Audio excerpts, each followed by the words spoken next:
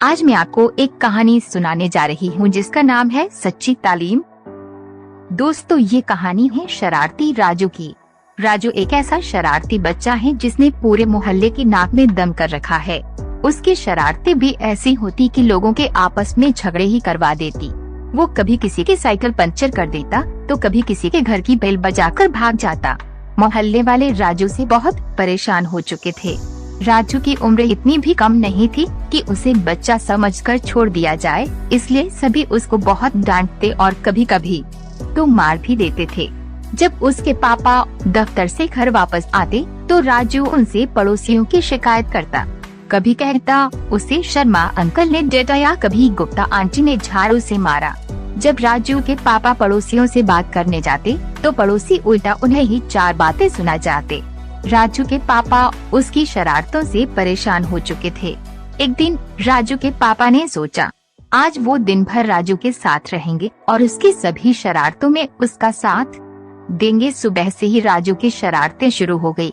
उसने पड़ोसी का न्यूज़पेपर छिपा दिया।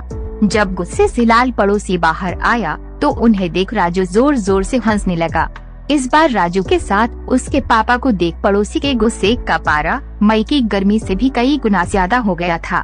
गुस्से से लाल पड़ोसी ने दोनों को बहुत सुनाई, पर जब राजू और उसके पापा को कोई फर्क नहीं पड़ा तो वो भी दरवाजा पटकते हुए घर के अंदर चला गया। अब मोहल्ले में बातें भी शुरू हो गई थी। लड़का क्या कम था जो बाप भर ऐसा करने लगा। राजू ने दिन भर बहुत सी शरारतें की। उसके पापा ने भी उसका भरपूर साथ दिया।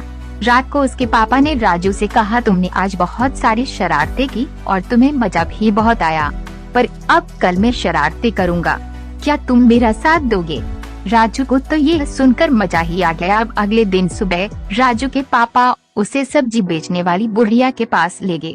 राजू अक्सर ही उस बुढ़िया को बहुत परेशान किया करता था। कभी उसकी सब्जियां फेंक देता तो कभी उसकी चप्पल चुरा लेता।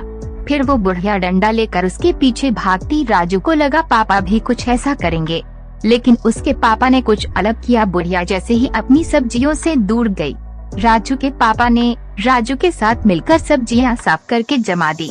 बुढ़िया वापस आई तो जमी हुई सब्जियां देखकर बहुत खुश हुई। थोड़ी देर बाद जब बुढ़िया की आंख लग गई तो राजू के पापा ने बुढ़िया की टूटी चप्पल ठीक करवा कर रख दी। जैसे ही बुढ़िया उठी, चप्पलों को देख उसकी आंखें भर आई और वो कहने लगी भगवान उस फरिश्ते को खुश रखना जिसने मेरे लिए इतना किया। शाम होते होते तक राजू के पापा ने छिपकर बुढ़िया की बहुत मदद की। राजू को भी छिप छिप कर ये सब करने में बहुत मजा आ रहा था, पर वो ये नहीं जानता था कि इस बार वो शरारत नहीं बल्कि लोगों की मदद कर रहा है। थोड़ी देर बाद राजू के पिता ने बुढ़िया से जाकर कहा माता जी, आप जानना नहीं चाहती कि आज आपकी मदद कौन कर रहा है? बुढ़िया ने कहा हाँ बिल्कुल जानना चाहती हूँ।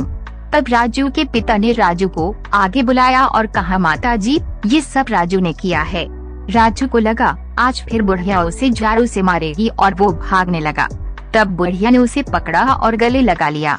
साथ ही राजू को एक चॉकलेट भी दी। राजू को कुछ समझ नहीं आ रहा था। वो अपने पापा के साथ वापस घर आ गया। पूरे टाइम बोलते रहने वाला राजू आज चुप था। राजू के पापा ने उससे कहा राजू बेटा, आज जो तुमने किया क्या तुमको उससे खुशी मिली? राजू ने कहा हाँ पापा, और एक चॉकलेट भी मिली। राजू के पापा जोर जोर से हंसने लगे। राजू के पापा ने उसे समझाते हुए कहा बेटा, तुम रोज रोज सबको परेशान करते हो, फिर सब तुम्हें डांटते हैं और फिर तुम मुझसे आकर उनकी शिकायत करते हो, लेकिन आज तुमने सबकी मदद की तो उन्होंने तुम्हें बहुत प्यार किया। राजू को सारी बातें समझ आ जाती हैं और वो शरारतें करना बंद कर